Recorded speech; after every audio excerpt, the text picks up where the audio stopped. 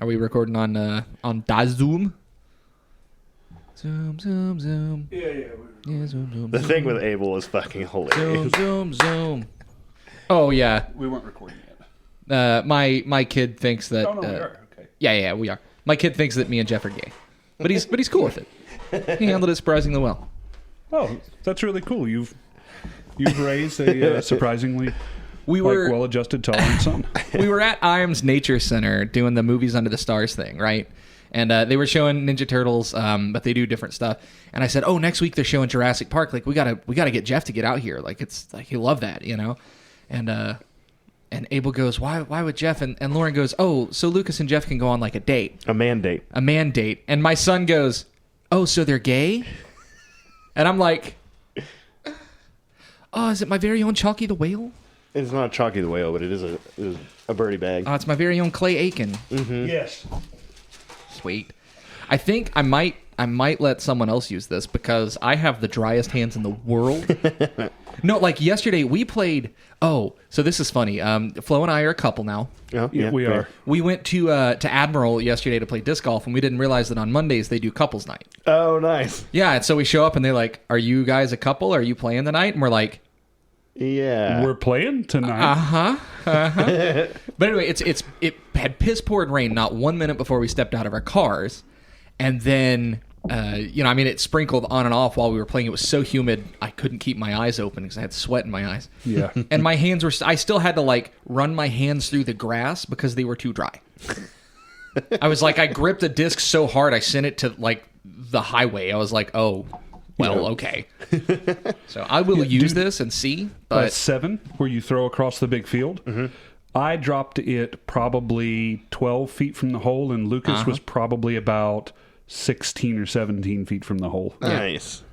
Wasn't bad at all. And when he threw it, he was like, "Oh God!" But it flexed. It flexed up. It was the katana, and so then it flexed all the way over. Yep. And I was like, no. And then it came back. Yep. It's a hammer time. We don't really need show notes. I have a couple things I was going to bring up, but are you ready to go? Yeah. Mm-hmm. All right. You got the intro pulled up? I mean, you have the intro pulled up. No, I mean, I can push the button to play the song, but then you've got to do the welcome to WAK. Oh, yeah. I mean, it's a hammer time, so you don't have to, right? Like, I think we always wing the intro. I like doing the hammer times as a weirdo intro. Like, all right, we're going to let Jeff handle it. Jeff volunteered. God. I'm Sir Flobogen Thunderhammer. And I'm Teflon Frosthammer. And I'm Cabbage Tidehammer. And this is WAK. If Amp-Guard knighthood means anything, you can't knife a motherfucker and keep it. And the thing that people need to understand essentially about arts and sciences events is that your scores don't matter. Do you want a black phoenix or a white phoenix? Jeez, language, man. We're on a right. freaking podcast, for fuck's sake. Mind-blowing experience. Hello, everybody, and welcome to WACT. And I don't remember the rest of the script, and it's a hammer time, so it doesn't matter. So I'm Teflon, and I refuse to read. Oh, man. This is actually the episode that's a little overdue for Flame Month, I believe. It is, and it is the wrap up for all of our belt month. I want to take a moment before we get started to thank everybody for following us through our belt months. Thank you, all of the guests that came on. We had a lot of fun making it. The things that I picked up every single month, we did a wrap up at the end of every single month were really invaluable. And it was even things that I already knew, I got reinforced by people that I trust, that have a lot more experience in the game with me, and I got corrected several times as well, which is also good. You should always challenge your ideas. Challenge your preconceived notions. Thank you again so much for coming on, everybody. And this one is all about wrapping up Flame. Yep. And maybe we could do a reflection on different things that we learned from all of them. Yeah. Real quick, can you name all of the guests we had on for Flame? Because it's been a minute since we sat down in the studio to record. Yeah, of course I can. There was Kazan and Cade, who were our end of the month. Yep. Our Flame capstone, Nights. I guess. Yeah, really appreciate them coming on. And then there were all of the other guests that we had on. There was Sir Wonjo, Sir Regan, we had Sir Roger, and then, Sir Kazan and Squire Cade. Yeah, see, I got all of them there. Nailed it. First try. No, I thought having Kazan back on too was really cool because it was sort of a return of the first. So It was, yeah. Some notes that I took away from Flame Month. You guys heard us say this over and over again, but we tried to bring on some knights that were kind of non-traditional for their belt line where we could, and we've brought on some that were what I'll define as more traditional, more expected paths to get to that belt. The reason that we did that was because we wanted to emphasize to all of you, there is not just one way to a belt. Even if there is just one award to a belt, outside of sword belt, there is literally just one way to sword belt. But for all of the other ones, they're, taking Flame as an example, there's different ways that you can work towards getting those roses. And we saw quite a few. One did... he had a whole carnival. I mean, he built a whole carnival. He did Flame more than any belt is the one where people invented their own ways to get to it. I mean, absolutely. Yeah, how many different characters did Regan create for the sole purpose of like helping a kingdom reign theme? Yeah, making things more fun for everyone. So don't limit yourself. Be creative. Use your imagination. Do things that are fun for you. Do things that you think are going to help out your local park and your kingdom. And for all of the people at that local park and at that kingdom, when you see people doing things that are making things more fun, people that are cleaning up, people that are creating cool role-playing characters, whatever they're doing, give them shout-outs for it. Yes. Talk to your local monarchy about it. Talk to your kingdom level monarchy. This is one of the big gaps that I have noticed open up since I was kind of a young player. And I don't want to go into a big long flow as, an old Amtgard player. And back in my day, we used to do stuff differently. But here he goes. Somebody put out a report recently, and I think it was Lightning, talking about how awards have shifted. Like it takes longer to get to knighthoods now. And the award standardization, which I don't think has been directly blamed, but I've definitely heard whisperings of that being one of the things, isn't what caused this, ladies and gentlemen. It is not what did this. Award standardization, in some cases, gave more paths to get to belts, and man, we should mute our phones. It would be a really, really just... Somebody with Facebook Messenger. Oh, it's not me. Mine's already muted. It was me. The award standardization isn't what did it. In some ways, it's a continuous rise in quality. We get used to the current crop of knights, and then the next crop comes along, and they're doing just a little bit more, and then the next crop comes along, and they're doing just a little bit more. And at a certain point, you sort of raised the bar. I don't know that that's the only thing, right? But you're touching on it though. There's like two different attitudes with it, right? There's you have to do better than the last, which is sometimes a thing, especially more so in the sword belt categories typically. And then there's do as much as I did, and both of those are sometimes good things, especially like if you talk about the Sword Knight. The very first one for a kingdom, right? Maybe they're not as traveled and things like this, so they aren't quite up to the quote-unquote top level of the scale. So if someone comes along and is better than them, then great, right? But at the same time, like, you shouldn't expect anyone to do more than you did to get it kind of idea, right? Yeah, there's a line. You're either above that line or you're not quite to that line yet. But both of you really touched on where this problem is. The reason that Lightning is able to put together this report, by the way, thank you, Lightning, if you listen to the show for doing that. We're actually, she's going to be our guest next week. We have cool. The episode cut ready to go. Excellent. The Lightning, thank you so much for putting all of this together. It is invaluable for the Amtgard community. Yep. But the reason that we are able to put together reports that show all of this isn't because the awards have changed. It's because our interpretation of how we should give those awards out has changed. And if we want to be mad because it's taking long, it took me 18 years to get to knighthood. Now, granted, I took about 4-ish years off total because of my knee and my ankle at different times. And I wasn't working towards the belt the entire time either. but their other kingdoms were giving belts for the same amount of work that was being done. This isn't a cry story. This is just a realistic look at the world of Amtgard that we live in right now. Our standards have risen, and I think it's because, Cabbage, of what you said. Someone gets in, and they're a Serpent Knight, and they say, man, I had to work really hard to get this. And then someone else is working up towards it, and... it's offsetting the white point of the camera.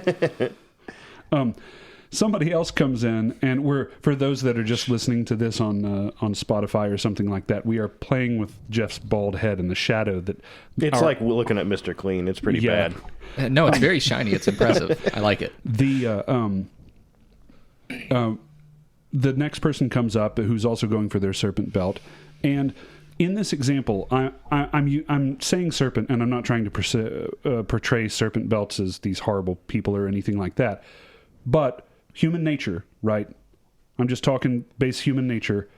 New person comes up, and the person says, well, I had to put in a lot of work. So this person, that if that's the bar that I had to get to it, then they should have to put in at least that much work. Well, and with serpent belt, that much money in some cases. And over time, that bar has slowly risen to a point now where serpent or flame or crown or whatever you're going for is at a point where we've had so many successive generations of needing just a little bit more to get the belt that now it's taking a lot more. It's a natural progression of the game being around like 36 some odd years. Longer than that, right? It maybe even longer. 80s? Yeah, 86, 84. No, I honestly can't remember. I was born in 81. This game can rent a fucking car. That's all I know. and they get the discounted on the insurance for it. But the point is that this is something that we need to address as a game. We need to look at what we think is going to be a good way to move forward from this, because just saying, well, we need to reset the bar and make all of it easier is going to make a lot of people mad. Maybe that's okay. Maybe it's okay to piss them off. To put it in Reaganomics terms, Reaganomics.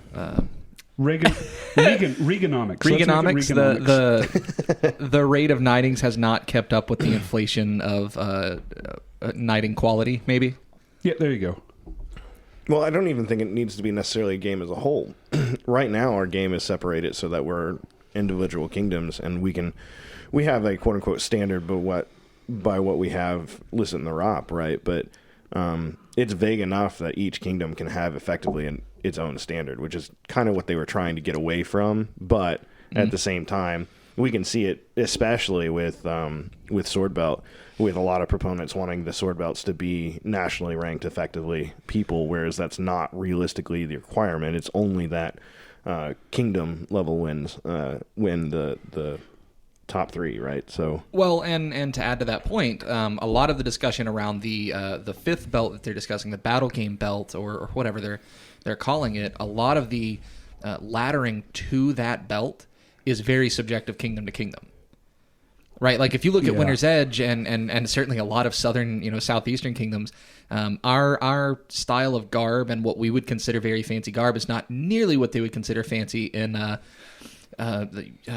Iron Mountains, right? Mm-hmm. Who was it that just got knighted up there who looks like a Warhammer 40K mini?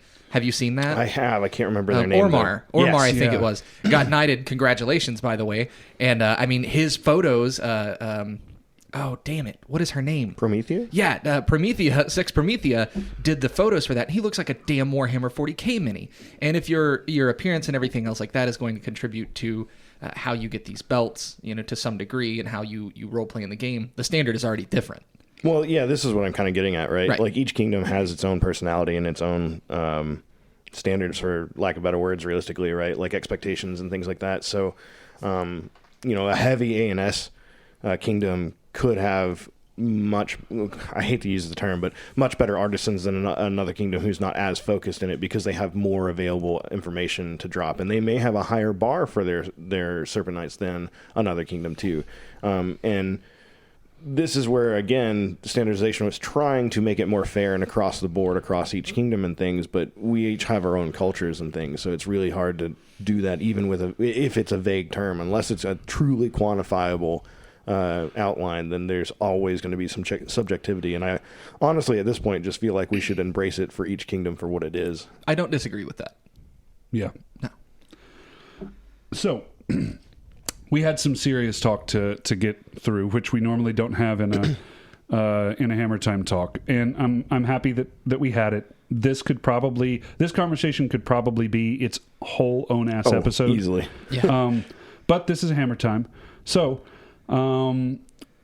what was your favorite guest out of all of them? You got to name it. Out of all 4 belt months, or just Flame? All 4 belt months. Fuck You me. can pick anybody. You don't even remember. Okay, no. You We know, can't. if we had been prepared, we would have gotten a list together so that we could, like, off screen see what it was and pick one. Oh, I've got one. Well, no. Hold on. I know who you've I'm got. good. None of us can have Sir Michael as our favorite it guest. wasn't, though. Okay, because that's kind of like the... It's cheating. Yeah, it's cheating. It's the free space in bingo. He's, okay, Jeff, you go because you already know yours. The Godric episode. That's absolutely my favorite one out of the belt month. Yeah, because it's a completely and utterly different perspective of everything. Fair. Yeah. And everyone really likes to shit on the I'm going for a belt aspect. Like, just that is my goal. And I honestly don't understand that aspect of, like, why that's a problem. Because if you have a goal to do something and you're still contributing good quality stuff, then it shouldn't matter what your motive for doing things is. Yeah, and I mean, to your point, a lot of times people going for belts, it almost seems like a competition for who can be the most humble and the most not interested in their belt. It's totally lame. Come on. When that happens. Well, and we've brought this up before, but every time this comes up, I'm going to say this again. It's applied differently because nobody gets mad when... Sword or serpent, basically. That's right. No one gets mad when Flo joins a tournament and says, I'm trying to get my next Order of the Warrior. I want to be a better fighter, and I want to prove to everyone that I've become a better fighter by winning this kingdom level tournament.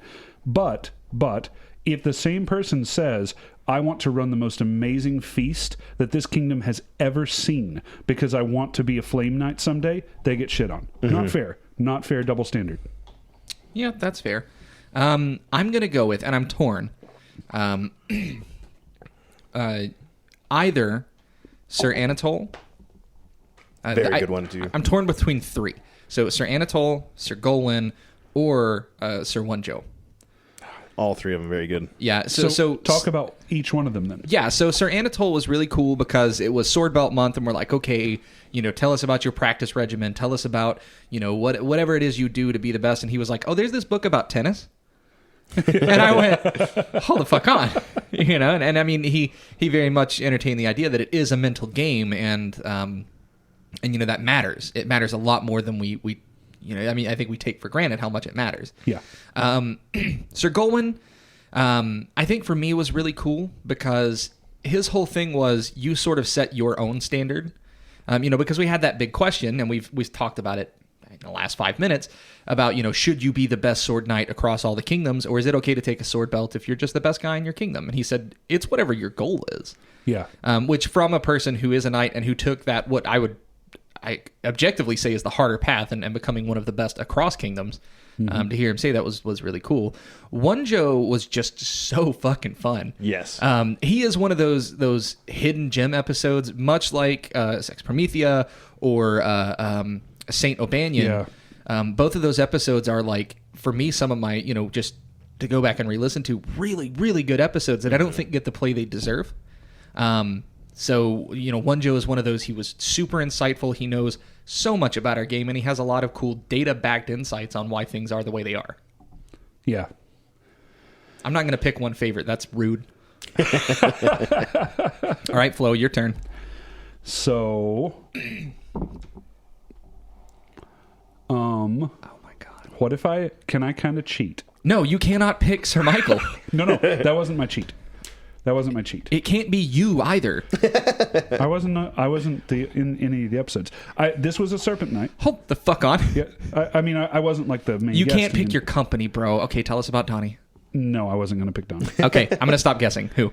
I'm going to pick Beefy. So I am going with my company, bro, here. Yeah, but, okay. I'm going to pick Beefy, and I want to pick Beefy for a couple of different reasons. One, Beefy makes the most out of what he has. he could be a serpent knight right now. He could be a sword knight too. He could be a serpent knight right now if he really wanted to. But he is not interested in just putting stuff out there to try and go for his belt, which is totally okay. It's okay to have the idea that I want to go get my belt and to put stuff out there. And it's okay to have Beefy's perspective on it and say, I want to make whatever sounds fun. Beefy strikes me as a flame knight by way of serpent. Everything he does is like growing the game. Yes. I made this cool thing that's super easy. I got to show everybody. Yeah. I wanted to do a battle that had boats in it because I thought it sounded fun. So I roamed around my neighborhood and found bamboo because we live in Tennessee, and you can find 100-foot pieces of bamboo growing in people's backyards. Cut it down and made boats out of zip ties or something. I don't know what he used. It was PVC and like rope and the bamboo, I think. Yeah. So, my sole reason for picking Beefy is his particular belt. The reason that we had him on for Serpent is usually viewed correctly, I think, as one of the most expensive belts to get, at least in terms of raw money. All of the belts are expensive in time and resources. Well, most of them are expensive realistically in money as well. Yes. Yeah. But he is sitting at, I want to say, has 7 or 8 dragons right now, and many garbers and owls and other things. And he did it all on a budget. He planned very carefully. He bought stuff ahead of time. He would buy pieces of things waiting for this to get enough to actually start this project. He is an excellent example of how to plan ahead. Yeah. And that's my pick. Yeah, well, and much like Stinkfoot kind of shaped modern sword tech, I have seen Beefy invent things whole cloth that I've never seen anyone else do. And it's like, yeah, here's a cloak, and it takes 2 seams. Right. And it looks just as good as any other cloak pattern that's out there, and it takes a third of the material, a tenth of the work, and none of the effort. And it's like, how did you figure that? That is one of those things that, to me, if you can create something brand new, like as a concept, as a design, I think that's really cool. Yeah, I think so too. So, you were getting closer. I didn't know. Oh no, I was leaning in to listen to you. Oh, yeah, okay. No. Sorry. Now there's a lot of pressure. I was just gonna say. So now, you guys realize we are professional podcasters. Oh yeah. Yeah, I did. So share this because this was really cool. So yeah, I was just looking through the analytics, and I don't think we ever announced that we have the ability to take donations. I set it up by accident because Anchor, the platform that we use, makes it so easy. It was literally like I misclicked the button, and it was like, "Do you want to connect your PayPal?" And I was like, "Sure." And it was like, "Sign in, thanks. You can take donations now." And we may have mentioned it once, but we never advertised it. So somehow, by hook or by crook, Alona, Sir Alona, Dame Alona, yeah, 2 Trees, found that donate button and donated to our podcast, which is awesome. Thank you. Yeah, thank you so Thanks a much. lot. I literally, I shared this in the WAK Discord to tell you guys. I called my mom. I was like, I'm a professional podcaster. Yeah. I'm trying to figure out right now, because it takes some time for the funds to move and hit PayPal, but I'm like, can you guys send me a crisp dollar bill so that I can frame it and put it up on my wall like Mr. Krabs? Because I'm so fucking proud. Because somebody thought that us talking at them was worth money. Mm-hmm. It blows my mind. So that's really cool. Yeah, speaking of us talking at you and it being worth money, we at different times have talked about this privately, and I think we mentioned it once on the show too. But we're finally coming out of the pandemic. We have not had any kind of Patreon or anything like that. People had better things to spend their money on. We are going to be opening up a Patreon now. The Patreon will be specifically for improvements in what you see behind you here and what you don't see in front of you here. Better camera, better lights, please, God. I do just a hat for Jeff. No, we're just going to buy Jeff a hat just to stop this. You used to. So before, no joke, before we started doing the recorded things, he had a little knitted cap that he would bring over, and he wore it almost all of the time. Now, part of the reason is it was winter, and so it was cold as hell because we're in my garage. But yeah, the a hat for Jeff, maybe a WAK hat for him. Also wanting to set up a merch store. Like, I know that Redbubble takes like 60% or something. I don't personally care that much. Just people wearing shirts with our faces on them seems cool as shit. So like some kind of drop shipping t-shirt store is in the works too. Yeah. So just wanted to let you guys know that's not going to be attached to this episode. It's going to take us just a little bit to put it together, but that's going to be coming through later in the year, around fall or so. I want to do a 1-month charity drive as well. I know there's a lot of other Amp Guard organizations that do 1-month charity drives around that time. So I would like to put one together for us as well. We cuss and talk about drinking and shit on our show. So their charities have rules of how you can interact with them. I think if you give them money, they'll let you say whatever. Within some pretty broad guidelines, you know. We're going to find a charity that that we would most like to support. If I can, I'd actually like to keep it local, like to our kingdom. Yep. Which may mean going through Dolly Parton, which I'm totally okay with. Dolly, just take my money. Yeah. This wasn't a charity at all. You guys went to Dollywood. It's not. Damn it. No, I fully agree. There's some cool charities I think that would be really cool to donate to. I have a point I need to bring up later in the podcast, but it's not directly tied to this. But it'll shake out. Oh, go ahead and get some feet pictures and send those to Alona because she did pony up. You're right. Yeah, maybe see if she wants those or not. No. Oh God, you opened that can of worms. Alona, I'm very sorry. And then you got to deal with it. Thanks for the money. Thanks, Media Man. Oh man, yeah. So technically, in a technical and legal sense, we are professional podcasters. Yeah, this is that whole once you've been paid for something at least once. I am also a professional stand-up comic. I'm technically a professional painter. There you go. I sold one. I'm updating the resume. I'm just saying, like, I got irrationally excited about it. Am I a professional sex artist? Does it still work? That's what? Oh, because prostitution is the worst thing we've ever talked about on this. No, that's not. There's so much here. I can't. I'm just going to move on. Speaking, don't ignore me. No, I'm going to ignore you. Speaking of fundraisers, there is currently, and I will put it in a link to the show notes, whatever. I'm going to plaster it everywhere, but there is a link to the GoFundMe for Bunch's funeral expenses and everything else. You'll see that on the next couple of videos. Do you guys want to talk about that elephant in the room? Not to make a fat joke, but like... He would have liked that. Yeah, you would have. I mean, so on May, I don't remember the date off the top of my head. Bunch passed away. Everyone, I think, listening to this knows this by now. For those that don't, might be from another kingdom. Bunch had been a member of Amp Guard for, I'm going to say, 16 years plus. Longer, I'd say. Jeff, how long have you been in Amp Guard?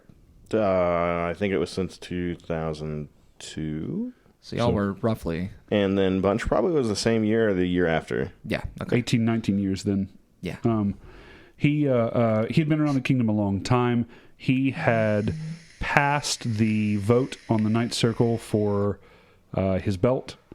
This was his flame belt, and he had actually received his master crown, I believe, at the symposium. Yeah, I think he had 10 crowns, no master. Oh, sorry, 10. He had his 10th crown, no master yet. Yeah. So it was very close to a second belt as well. It was... It hit us pretty hard. It's why we haven't been recording for the past couple of weeks. Thank you so much to the WAP crew for having some pre-recorded episodes that we could toss up. Absolutely, yeah. Several people have asked us this question: are we going to do a memorial episode for Bunch? We did a memorial episode for Kelbo with Sir Shalazar because we unfortunately did not get to have Kelbo on the show. Right. Kelbo passed away before we started doing the podcast, but one of the reasons that we started this is so that, I mean, we would have a living record of these people. And I think everything that we needed to say about Bunch was said by him in his own words on the episode that we did with him. Right. You have him in his own words with his own opinions, and you don't have to have a crew of people synthesize those for you. We already have that ready to go. Yeah. But to something that you said too, like this, when we initially started this, that was one of the things we talked and we still talk about tie-dye a lot. And specifically my fiance, Vidalia, would always ask like, oh, what's that story about? And we're like, oh, one time she stabbed a guy with a fork. And then, oh, one time she got a knife on a really long stick. Two totally separate stories, by the way. Years apart. You remember when decades she beat apart. Jay with a fire poker? Yes. Man. So, but like we would tell those stories and Vidalia would go, well, who's she? Tell me about that one. How did that happen? And so that was legitimately one of the reasons we started this podcast. Not that we're sitting on this horde of episodes going like, I'm waiting for these fuckers to die. But like, it's one of those things that I'm eternally grateful that we had Bunch on. And I'm deeply grateful for all of our guests that have come on. Because we're able to archive this and have them in their own words so that people who have never met them can get to know them before they meet them. And if they never have a chance to, they get to know about them anyway. So, yeah, I mean, we got to have them on the show. That's as good as it's ever going to get. A memorial episode is kind of second best. Not throwing any shade on Kelbo's episode. I think it's the best we could have done. Yeah. And one thing, too, that we learned from the memorial episodes is... there's no way to have everybody on that wants to say something for someone that's passed. I mean, we could have had 50 people on for Kelbo, and every one of them would have had a unique, great story. And the same thing goes for Josh. Yep. Half the kingdom or more could have come on. Everybody knew Bunch. Oh, I mean, as many people as we had message us after the Kelbo episode and say, I didn't know you were doing this. I wanted to be on that. And like, no, not mad about that, right? Like, we just, Sir Salazar helped us pick the people, that he thought would work best. And we had a sort of a constraint on how many of these we could even do. Yeah. That many people times 50 for Bunch. Yeah. I mean, the entire kingdom, plus I'm sure some neighboring kingdoms and some people from other kingdoms that knew him, so far away that we don't even know they exist. Yeah. It's, I'm going to plug something here.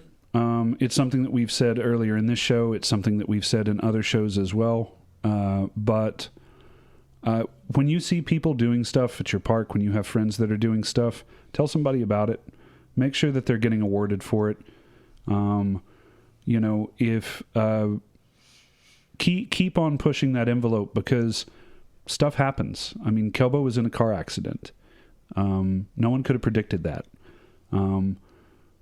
Josh, he passed away one day. I mean, he was a heavy set guy, but I mean, it didn't look like he was going to be gone tomorrow. And here we are, with him gone now. So You never know what the future's going to hold.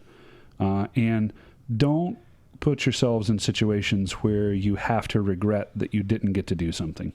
Yeah, absolutely. Can I transition us to a happier topic? Yeah, please. So Teflon here has almost finished building his home gym. He has. Yeah. And we're going to do WAK Gets Jacked. Sure. We are. Yeah. We'll be putting up some videos made on cell phones badly. No. Yeah. I just think it'll be funny. No, what? No. Yeah, we are. You edit those. I just think it'll be cool to see us, every week getting a little more. Hello, everyone, and welcome to WAK. This time next year, we're going to need a wider angle camera because we're going to be so... We'll cut the table in half and add an extension. Cut it in half. I'm going to punch it in half. I'm going to be so fucking ripped, dude. Yeah, straight through. Are you kidding me? No, my back won't let me do that, but that would be fun. So, other news, too. Radiant Valley, which I was about to say Mystic Lake, has finally been able to start back up. Restrictions have lifted. So as people come back and listen to this episode years or decades later, since it will live on YouTube forever, the 2020 pandemic has just now lifted in Knoxville to a point where we are able to meet every single week now. One of the things that I was super, super happy about was our first park day was huge. And that was really, really nice. But there's this tendency that like it can drop off, right? We'll come out for the first time and then it'll be great. But we had a group of people that were making sure that there was a new reason to come out every single week. I think our second week is when Teflon and Beefy brought out the walls and stuff. The bunch of games. Yeah, the bunch of games. And so we had a lot of games set up there too in honor of Bunch. We played Orc Ball and a lot of other things that were kind of his favorite types of games. Teflon was a clown and an orca, and he was also Fiona from Shrek. Yeah, poorly represented one. It's fine. Was Bunch afraid of Fiona too? No, He did not like Shrek. Bunch didn't really like Shrek, so I figured that he could go. Well, it's a horrible fucking movie. I mean, that makes sense. You need to take that back right now because you're going to get some hate. Yeah. Okay. I hate to break it to our audience, but Mike Myers is not funny. He Please, has not been funny for a very if long you time. have an opinion about Shrek that you think Flo should know, pick up your phone right now and dial 865. Nope. I'm kidding. leave it in the comments. Hold on. Hi, Geralder. Speaking of hating Shrek, this is a great time to travel to the swamp. And I was trying to make a good smash. But you can't because you haven't button. seen it. Yeah. No, I've seen the movies. So go ahead and journey down to the swamp and smash that like button and subscribe before Shrek tells you to get out. Yeah, there you go. Thank you. Happy to help, bud. Ring the notification bell. Give us a thumbs up. It really does help our algorithm, which doesn't matter at all because we're in a sub-community of a sub-community. We're actually doing pretty good on YouTube, I'm just saying. Yeah, we are. Thank you for everyone that listens to us on YouTube or any of the platforms. Anyway, we really appreciate it. We did a bunch of games, and you were saying something about Shrek and ogres and something else. Well, no, he was saying that he was Fiona, and Bunch was scared of clowns, right? Deathly scared of clowns. So, the idea was that you would burn down Clown Town, so you were getting rid of the clowns in the area, and then the orca balls being thrown at people while they were penguin walking a egg to go then sit on and hatch a baby penguin was another part of the thing, and then the Shrek swamp to go kill Shrek and grab some flower or something, which looked like one of the tried to look like one of the flowers that Bunch had in one of his pictures, but Hobby Lobby wasn't open at that time, so I couldn't get the same one. So I kind of made a very DIY looking one. It held up. It was fine. Yeah. But the idea behind that, I think, was burning down all the stuff that Bunch hated. Yeah, there you go. Although, for Clown Town, we made Jeff brought out all of his walls, and we made that big stupid S that everybody drew in high school in the 90s. Yeah, I don't know if that's a thing for it's gotta anyone be. else. I'm pretty sure it's on a Roman Colosseum wall somewhere. That has to transcend time. Like this kind of infinity symbol S sort of thing. Yeah, so you do 3 lines and you connect. You did that when we were trying to set up the walls, and it doesn't didn't help work me. for everyone else, I guess. You've got stubby hands. Yeah, it's the snake eating its tail. Yeah, an Ouroboros. Yeah. Yeah, an Avada Kedavra. You should post the picture or link the picture or whatever. Yeah, I will put the picture right here. Lucas, edit this in later. You won't. It's just going to be a blank. Yeah, hold on. I'll put the picture here. But yeah, so we've had a whole lot of fun. I think we have not had a week where we had less than 20 people since we opened back up fully, and then last week we had the triads down, or I guess up, because Marlon was here, so it was down, right? Yeah, down too. But he didn't come out to park, though. That's true. I Warlord forgot. Gunn and his now wife Anna got married. War lady. So the triads were still in for that and decided to come out for Park Day, and we had close to 40 people. Didn't we had like 36 or 7, something like that. I think final numbers were right at 40. Oh, was it? If they were exactly 40, I would not be surprised. Yeah. So, I was really happy with, and we got walk-ups. You got to have people to get people. Yep. And you got to be doing something to perk people's interest. You can't all just be sitting around smoking or like having a ditch with just 2 of you at the time. Curb appeal matters. Curb appeal matters. And we had at least 3 different sets of people walk up and want some more information. So hopefully that will lead to kind of a new circle of people coming out and saying hi. But yeah, no, I just wanted to give a shout out to the park that I'm really happy with the way the reopening has been going. And thank you to everybody over at Not Mystic Glade. Radiant Valley, for all of the work that that you've been putting in. Yeah, it's been a lot of fun. Jeff setting up the games and running everything has been really cool. Also, Red has been our champion and has been really consistent with having games up and ready to go. Yeah, she even had a post on, these are the games that should be ran. Yeah. I can't make it this weekend, but here are the games that I had planned, and if you can play them, great. If not, then just let me know, and then we'll get to them next week, basically. Yep. So that was really cool. You know, one of the things I saw from one of the groups down in Florida that I thought was really cool, on their main Facebook page, they have a pinned post with all of the upcoming weeks and that they'll be meeting. And if there's going to be a Kingdom event happening that weekend, then you know even on your local page that the Kingdom event's going to be going on. But the reason that they do all of the upcoming weeks is because they'll plan stuff out far in advance. Like we've had the people from Ruben's group come down a couple times. They'll post that up on the main page there on the calendar weeks in advance. Mm-hmm. Do you hear that, Buccaneers Respite? You're the Rubens group now. You're the Rubens group. Yeah. Sounds like a lawyer firm. I'll get out of this. I hired the Rubens group. They're the best lawyers in town. Their symbol is just like a tipped over king. It's a Team Rocket R. Are you kidding me?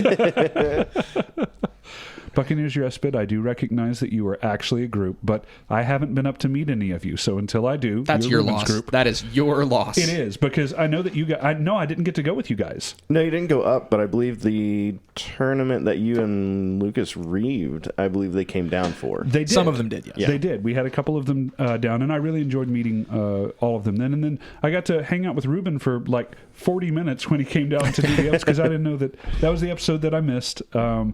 Ruben, sorry. Ruben's group, sorry that I called you Ruben's group. But yeah, I think that that we really need to begin implementing some of the stuff that we were talking about towards the end of the belt months there. With we have this opportunity to get some people out, and it's really just about a little bit of prep work. Make a sign that says, "Hey, come up and free to play. Come up and ask us what we're doing," or something like that. Well, I mean, look at what Beefy did at Park. He's been running the tavern. He set up a whole tavern at our park where he is selling donated items, so like garb and swords and shields and all of that that he has either made or that was given to him by a buddy who had to move and had to quit the game. And he also sells like snacks and drinks and everything else. So he's already gotten a head start on that, and he has a whole, like when you walk up, there is like legitimately a really cool, like he's got a clothesline hanging out, and he has a mannequin with armor on. Like, it's really cool. Oh, and the tavern is called the Wyvern and Kelpie. The WAK Tavern. Is it because he couldn't go with what his wife Pickles wanted to name it? Probably. I think she might have helped with that, honestly. But like he is all in on a WAK Tavern, which I think is really cool. She wanted to name it the Beefy Pickle. Yeah. Oh, that. And Beefy said, "Yeah, I'm not sure that iconography is necessarily family friendly." And Angie, of course, who I absolutely love, she's absolutely hilarious, goes, "No, I think it'll work out great." What's your logo? Oh, it's a black rectangle. Yeah. We can't show it. Yeah, it's just a blank. It's all. But yeah, I mean, this is just another example of different ways that you could help out the park. And I think one of the reasons that he did that is it's warming up. His family needed to be outside for a little bit, and this gives his wife Pickles, and they have 2 children, a chance to come out and hang out and play with the other kids at the park and play Amp Guard if they want to. If you have people that start coming out with families, make some activities for the kids. We touched on this slightly, I think, in another episode about having stuff to do for people who are not who are non-combats. One of the things that Beefy did is actually make a Ninesman Morris and a Rota board game thing that is a pouch that you can flip over for one or the other, and use like polished rocks for the pieces. It's Roman tic-tac-toe. For anyone wondering how the game works, it's Roman tic-tac-toe. And you can keep it on your person at all times. Because the way you've made it with the pouch and everything, maybe we should link a picture of one of those too. I'm not going to do that because that's editing in another video that I have to download. Darn. I'll link to the episode with Beefy in it. How about that? There you go. Okay. But Yeah, so you have on demand a little board game to play with anyone who's sitting down. Like if you're resting and whatever, then you have something else to do, not just simply sit and watch or whatever.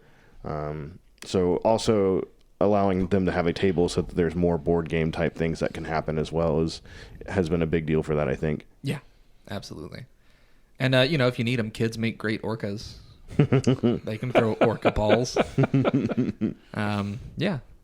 Yeah, the one of the parks that I visited way back in the day, the way that they incorporated the kids into games, even the ones that were, say, too young to participate in the physical parts of combat, is the kids were off to the side in this little box that you could not attack into. You could not, it was completely out of play. And they just had a bunch of throwies. And, I mean, if they hit you, they were a world obstacle. If they hit you, then you got hurt with whatever, location you would normally get hurt at. But it was a cool, for the kid, it gave the kids a little bit of exercise. It gave them something to do. They felt like part of the game. They got to laugh at adults. They got to laugh at adults as they hit them with little, I think that they were like fake throwing stars. They were like the hockey puck style throwing stars or something like that. As a person with a 7-year-old, any chance my kid gets to laugh at grown-ups it makes his fucking day. Well, I mean, I think Sylvan Glade also did like what they called like the Pop It quests or something like that too. So, I mean, this is really up to who wants to do something like this. But you can do a thing where you have like a small quest where a couple people are in charge of it and they kind of lead the kids around and do random things. I know that Lavender did some of that for one of our events prior to COVID. Mm-hmm. And you can do it at park level. It just depends on like who's willing to do it to some degree, and then also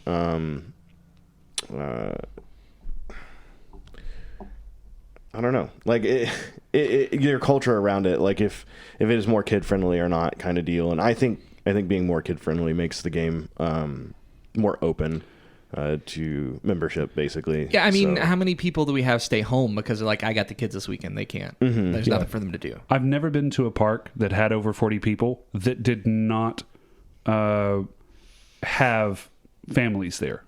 I mean, I'm not even talking about making specific activities for the kids, though I think that's a wonderful idea. I'm not even talking about picking a location near a playground if you can, though I think that's a wonderful idea. I just mean that any park that I've ever visited in the 20 years that I've been playing, if they had over 40 people, they had families that were coming that had young children, and there was something there for them to do.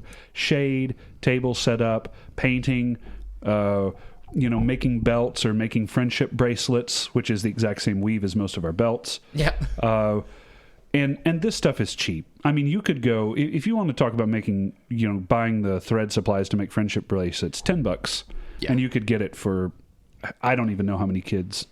A lot. Yeah, there's a lot of stuff that entertains kids that you would be surprised by.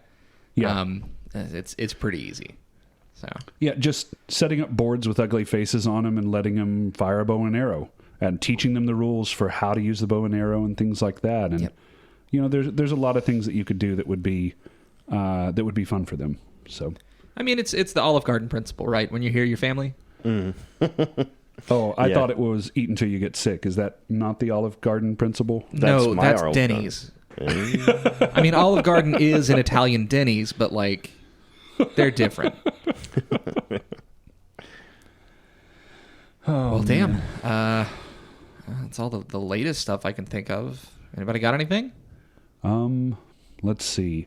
Some exciting stuff. Well, some stuff coming out about the sword belt, but we don't really have a lot of information on it now. There was a lot of new proposals put up. Yeah, and a lot of that's in flux. So yeah, so I mean, we could talk about why we don't like a particular proposal or something about that, but I would rather wait until they get a little bit more. I will say I don't like how the proposals were done. Yet no.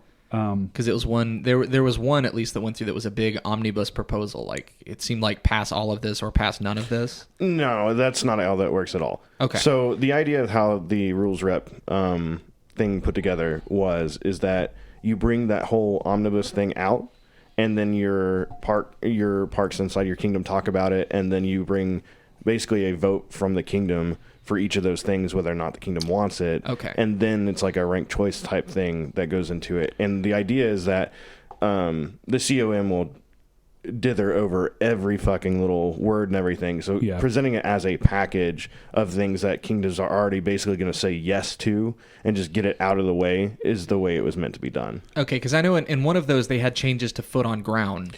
So and changes to paladin, anti-paladin for all, and I was like, go eat a dick if you're going to put these two together just to make sure like this one doesn't pass. Okay. It was not meant to tank, like one was not meant to tank the whole proposal or anything like that. It was meant to, these are the things that were sent to us, and if you guys will vote on them basically, or give at least a good idea for your rules rep to be able to vote on them in a specific way so that we can get rid of the bad ones and keep the good ones. And then again, your rules rep should be working with your monarch to some degree where they say, hey, these are the ones that our kingdom, wants, or at least appear to want. So maybe you should vote yes for these when it comes out.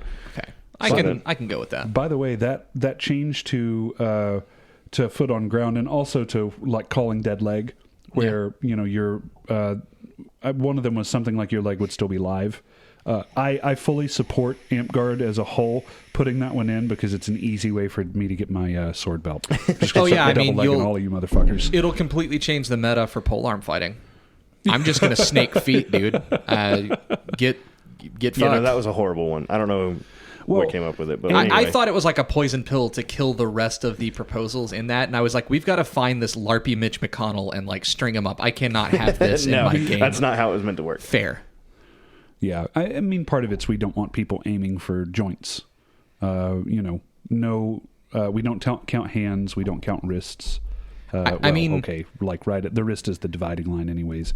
With feet are the same, right? The idea that you can be charging me and I can have your foot on the ground as a legal strike location is batshit, because you are going to fall on your face. Yeah. Not saying I'm going to do it intentionally. I might if you're a dick, but like, it's a thing that can happen now if you pass that proposal. I don't like that. Well, yeah, and feet have always counted if they weren't on the ground. If you have your foot up or something like that and it gets hit, you're still going down. I don't see any reason to add in other than like you'll have people that are seeking at that point, right?